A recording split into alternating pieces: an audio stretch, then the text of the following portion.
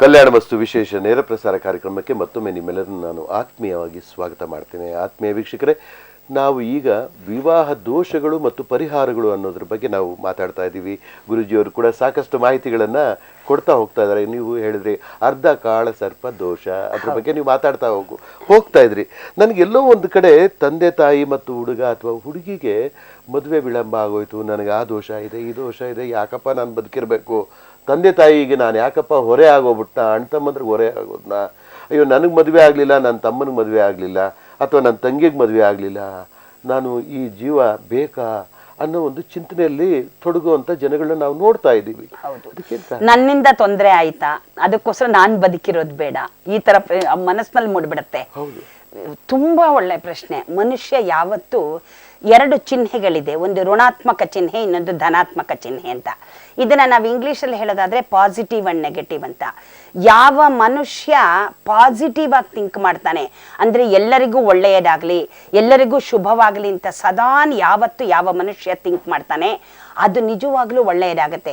Negative ಆಗಿ ನನ್ನಿಂದ ತೊಂದರೆ ಆಯ್ತು, ನಾನ್ ಸತ್ತೋಗ್ಬಿಡ್ಬೇಕು, ನಾನು ಆಗ್ಬಿಡ್ಬೇಕು ಅಂತಂತಂದ್ರೆ ಅದು ಒಂದು ರೀತಿಯಲ್ಲಿ ತೊಂದರೆಗಳಾಗೋದಿಕ್ ಶುರುವಾಗ್ಬಿಡುತ್ತೆ.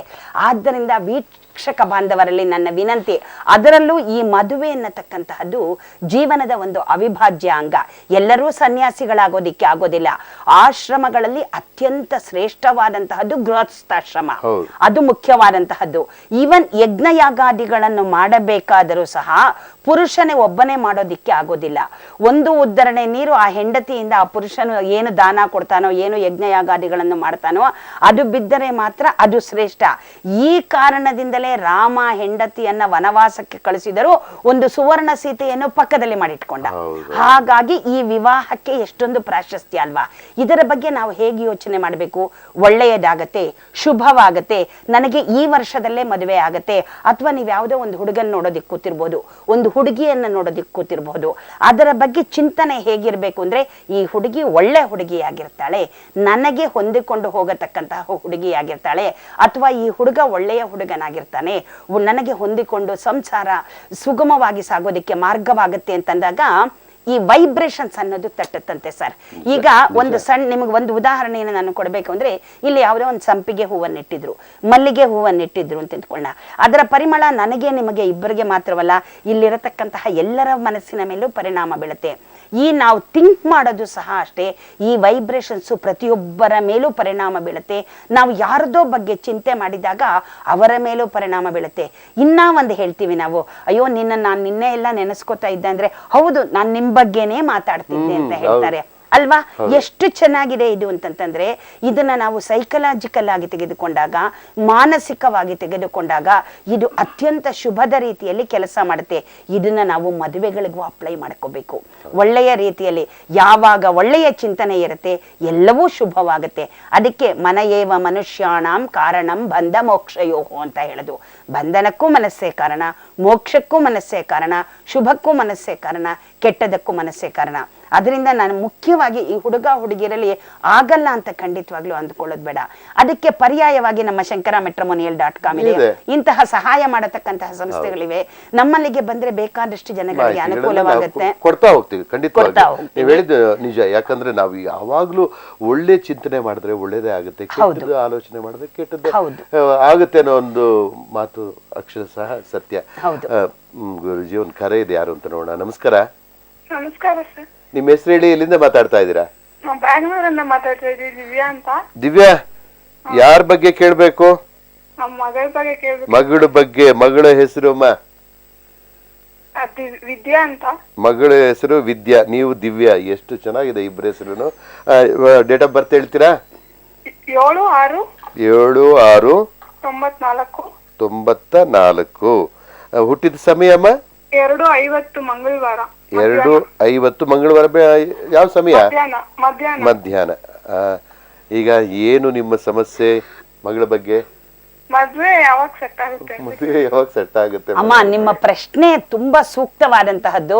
ನೀವ್ ಯಾತಕ್ಕೆ ಇಷ್ಟೊಂದು ಡಿಪ್ರೆಷನ್ ನಲ್ಲಿ ಇದ್ದೀರಾ? ನಿಮ್ಮ ವಾಯ್ಸು ಸ್ವರಪೀಠಿಕೆ ತುಂಬಾ ಯೋಚನೆಯಲ್ಲಿ ಮಾತಾಡ್ದಾಗ ಮಾತಾಡ್ತಿದ್ದಾರೆ ಪಾಪ. ಇನ್ನು ಆ ಹುಡುಗಿಗೆ 19 ವರ್ಷ, ಏನು ವಯಸ್ಸಾಗಿಲ್ಲ, ಚಿಕ್ಕ ವಯಸ್ಸು. ಖಂಡಿತವಾಗಿಯೂ ಮದುವೆ ಸೆಟ್ ಆಗುತ್ತೆ, ಚಿಂತೆ ಮಾಡಬೇಕಾದಂತಹ ಅಗತ್ಯವೇನೂ ಇಲ್ಲ. ಆಮೇಲೆ ಈ ಹುಡುಗಿಯ ಜಾತಕದಲ್ಲಿ ಇದು ಅರ್ಧ ಕಾಳಸರ್ಪವಿರತಕ್ಕಂತಹ ದೋಷವಿರತಕ್ಕಂತಹ ಜಾತಕ ನೋಡಿ. ಇಲ್ಲಿ ಇದು ಋಣಾತ್ಮಕ ಧನಾತ್ಮಕಕ್ಕೆ ಒಂದು ಸಾಕ್ಷಿ. ಒಂದ್ ದಿವಸ ನಮಗ್ ಜಾತಕಗಳು ಬಂದ್ರೆ ಬರೀ ಕಾಳಸರ್ಪದ್ದು ಬರುತ್ತೆ, ಅಥವಾ ಬರೀ ಅರ್ಧ ಕಾಳಸರ್ಪದ್ದು ಬರುತ್ತೆ, ಬರೀ ಕುಜ ದೋಷದ ಬರುತ್ತೆ. ಇದು ಒಂದು ಸಾಕ್ಷಿ ಅದಕ್ಕೆ ಅಂತ ಹೇಳಬಹುದು. ಈ ಸರ್ಪದೋಷದ ಬಗ್ಗೆ ನಾನು ಈಗಾಗಲೇ ಮಾತಾಡಿದ್ದೀನಿ. ಅದನ್ನ ರಾತ್ರಿ ಅವರ ಆ ಪ್ರೋಗ್ರಾಮ್ ಅನ್ನ ನೋಡಿದ್ರೆ ಮತ್ತೆ ಮತ್ತೆ ಅದನ್ನೇ ಹೇಳೋದು ಬೇಡ, ಅದನ್ನ ಮಾಡಿಸ್ಕೊಂಡು ಬಂದರೆ ಶುಭವಾಗತ್ತೆ. ಅದರೊಟ್ಟಿಗೆ ಅವರು ಮಾಡಬೇಕಾದಂತಹ ಕೆಲಸ ಏನು ಅಂತಂದ್ರೆ, ಮಂಗಳವಾರ ಶುಕ್ರವಾರಗಳಂದು ನಿಮ್ಮ ಮನೆಗೆ ಯಾರೇ ಬರಲಿ, ಹೆಂಗಸರು ಗಂಡಸರು ಯಾರೇ ಬರಲಿ, ಒಂದು ಅರ್ಧ ಲೋಟ ಹಾಲನ್ನ ಸಕ್ಕರೆಯ ಸಮೇತ ಹದವಾಗಿ ಕೊಟ್ಟು ಅವರಿಗೆ ಒಂದು ನಮಸ್ಕಾರ ಮಾಡಿ. ಯಾಕೆ ಅಂತಂದ್ರೆ ಗೋ ಪ್ರಾಡಕ್ಟ್ಸು ಯಾವುದೇ ಇರಲಿ ಅದನ್ನ ನಾವು ದಾನ ಮಾಡಿ ಅದನ್ನ ಕೊಟ್ಟಾಗ ಅದು ಮನಸ್ಸಿಗೆ, ಅದು ಹಾಲು ಮನಸ್ಸಿಗೆ ತೃಪ್ತಿಯನ್ನು ಕೊಡತಕ್ಕಂತಹದ್ದು. ಅದು ನಿಜವಾಗ್ಲೂ ಅವರು ಮಾಡತಕ್ಕಂತಹ ಆಶೀರ್ವಾದ ಅದು ಹಾಲು ಜೇನಿನ ಹಾಗೆ ಇರುತ್ತೆ. ಇದು ಅತ್ಯಂತ ಮುಖ್ಯವಾದದ್ದು. ಸರ್ಪದೋಷದ ಪರಿಹಾರ ಮಾಡಿಸ್ಕೊಂಡು ಬರ್ಲಿ. ಮನೆಗೆ ಬಂದವರಿಗೆ ಒಂದು ಅರ್ಧ ಲೋಟ ಹಾಲನ್ನ ಮಂಗಳವಾರ ಶುಕ್ರವಾರ ಯಾವುದೇ ಕ್ಯಾಸ್ಟ್ ಇರಲಿ, ಅದರಲ್ಲಿ ಜಾತಿಯಲ್ಲಿ ಭೇದ ಬೇಡ, ಕೊಡ್ಲಿ. ಇದು ಶುಭವಾಗುತ್ತೆ. ಇದರ ಜೊತೆಗೆ ಇವರು ಪ್ರತಿನಿತ್ಯ ದುರ್ಗಾ ಕವಚ, ಅರ್ಧನಾರೀಶ್ವರ ಸ್ತೋತ್ರ, ಓಂ ಐಂ ಹ್ರೀಂ ಕ್ಲೀಂ ಚಾಮುಂಡಾಂಬಿಕಾಯೈ ನಮಃ ಇದನ್ನ 108 ಬಾರಿ ಹೇಳ್ತಾ ಬಂದ್ರೆ ಖಂಡಿತವಾಗಿಯೂ ಇವರ ಮದುವೆ 2015 ಒಳಗಡೆ ಆಗುತ್ತೆ. ಕುಜನ ಒಂದು ದಶಾಭುಕ್ತಿ ನಡೀತಾ ಇದೆ. ಮುಂದಿನ ವರ್ಷ ಇಷ್ಟರ ಒಳಗಡೆ ಈ ಹುಡುಗಿಯ ಮದುವೆ ಆಗಿರುತ್ತೆ. ಚಿಂತಿಸಬೇಕಾಗಿಲ್ಲ. ಚಿಕ್ಕ ವಯಸ್ಸಿಗೆ ಆಗ್ಬಿಡುತ್ತೆ. ಮಗಳು ಚಿಕ್ಕ ವಯಸ್ಸು, ಚಿಂತೆ ಮಾಡುವಂಥದ್ದು ಏನು ಇಲ್ಲ.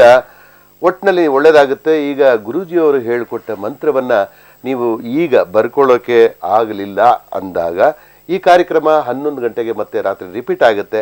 ಆಗ ನೋಡಿ ನೀವು ಬರ್ಕೊಂಡು ಕೂಡ ಅದನ್ನ ನೀವು ಪಠಣ ಮಾಡಿದ್ರೆ ಒಳ್ಳೇದು ಆಗುತ್ತೆ ಅನ್ನೋ ಮಾತುಗಳನ್ನ ಗುರುಜಿಯವರು ಹೇಳಿದ್ರು. ಗುರುಜಿ, ಈಗ ನಂದು ಪ್ರಶ್ನೆ, ಈಗ ಶ್ರೀನಿವಾಸ್ ಕಲ್ಯಾಣ, ಗಿರಿಜಾ ಕಲ್ಯಾಣ, ಉಮಾ ಮಹೇಶ್ವರಿ ಸ್ವಯಂವರ, ಇದು ನಾವುಗಳು ಎಲ್ಲ ಕಡೆನೂ ಅದರ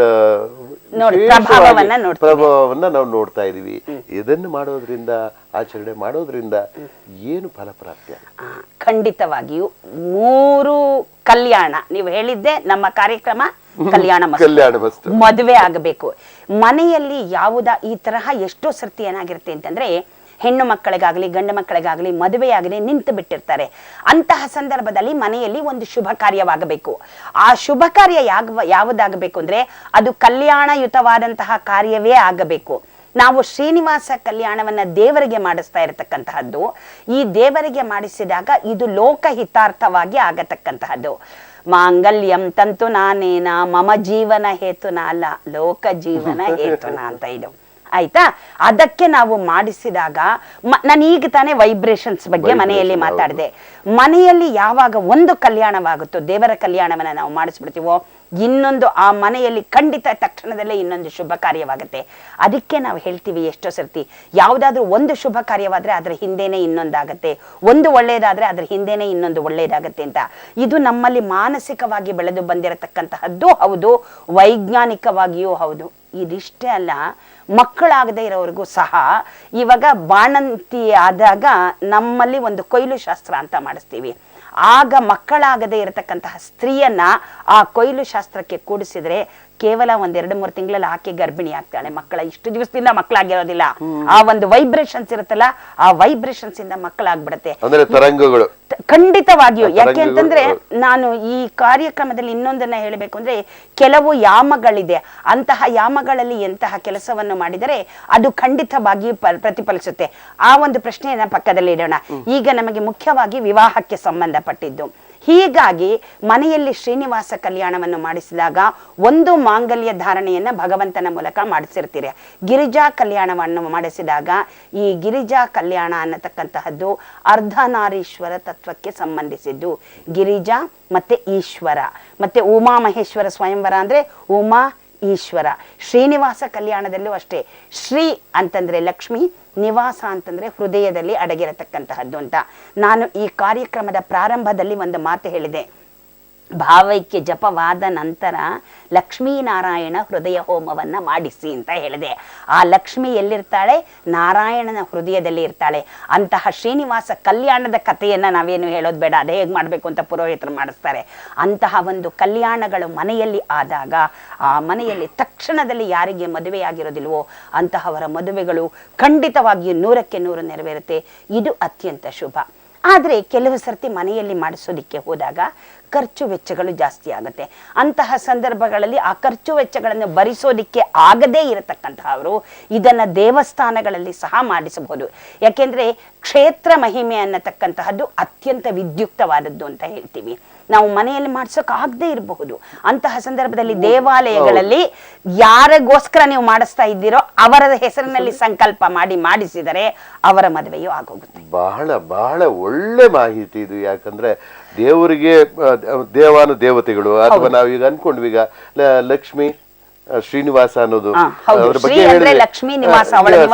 ಶ್ರೀನಿವಾಸ ಕಲ್ಯಾಣ, ಹಾಗೆ ಗಿರಿಜಾ ಕಲ್ಯಾಣ, ಉಮಾಮಹೇಶ್ವರಿ, ಈ ಒಂದು 3 ದೇವತೆಗಳನ್ನು ನಾವು ಈಗ ಸ್ಮರಣೆ ಮಾಡಿದ್ವಿ. ಅಲ್ಲಿ ನಡೆಯುವಂತಹ ಮಾಂಗಲ್ಯ ಧಾರಣೆ ನಿಮ್ಮ ಮನೆಯಲ್ಲಿ ಕೂಡ ಖಂಡಿತ ಮಾಹಿತಿ ಕೊಟ್ಟಿದ್ದೀರಾ. ಬಹಳ ಬಹಳ ಉಪಯುಕ್ತವಾದ ಮಾಹಿತಿ ಕೊಟ್ರಿ ಗುರೂಜಿ.